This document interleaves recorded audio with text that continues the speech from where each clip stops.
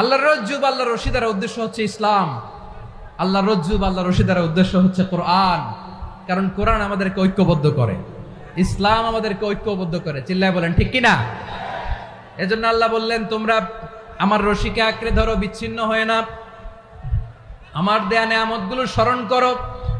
যখন তোমরা ছিলে শত্রু, তোমাদের মধ্যে হৃদয়ে আমি আল্লাহ ভালোবাসা ঢেলে দিলাম, ফলে তোমরা সবাই ভাই ভাই হয়ে গেলে। তোমরা সবাই ছিলে জাহান্নামের কিনারায়, জ্বলন্ত অগ্নিকাণ্ডের পাশে। আমি আল্লাহ দয়া করে ঈমানের বদৌলতে তোমাদেরকে আগুন থেকে ফেরালাম। আমি আল্লাহ দয়া করে তোমাদেরকে জান্নাতের পথ দেখিয়ে দিলাম। সুবহানাল্লাহ পড়েন। এমন পথ দেখালাম যেই পথ তোমাদেরকে জান্নাতে নিয়ে যাবে, পথের দিশা তোমরা পাবে। লাআল্লাকুম তাহতাদুন। প্রিয় ভাইরা, তাহলে আমাদের যে ঐক্যবদ্ধ থাকতে হবে, এই নির্দেশটা কার? নাকি মন যাবে? পথের দিশা তোমরা পাবে। লাআল্লাকুম তাহতাদুন। প্রিয় ভাইরা, তাহলে আমাদের যে ঐক্যবদ্ধ থাকতে হবে, এই নির্দেশটা কার? নাকি মন মতো আমি বানায় বলতেছি? আওয়াজ করে বলুন, নির্দেশটা কার? আল্লাহ।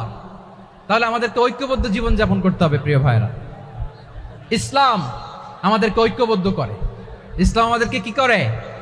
সংঘবদ্ধ করে, ঐক্যবদ্ধ করে। বিচ্ছিন্ন হওয়া যাবে না। বিরোধ, বিচ্ছিন্নতা, মতানৈক্য, এগুলো আমাদেরকে ধ্বংস করে, আমাদেরকে দুর্বল করে। আর আমাদের ঐক্যবদ্ধ প্রচেষ্টা আমাদেরকে বিজয়ের দিকে এক ধাপ এগিয়ে নেয়। চিল্লায় বলেন ঠিক কিনা? এজন্য আল্লাহ বললেন, ওয়াতাসিমু বিহাবলিল্লাহি জামিআ। তোমরা আল্লাহর রশিকে আঁকড়ে ধরো, তোমরা ঐক্যবদ্ধ জীবন যাপন করো, তোমরা বিচ্ছিন্ন হইও না। বিচ্ছিন্ন হইলে লস, ঐক্যবদ্ধ হলে সেখানে কল্যাণ আছে না নাই?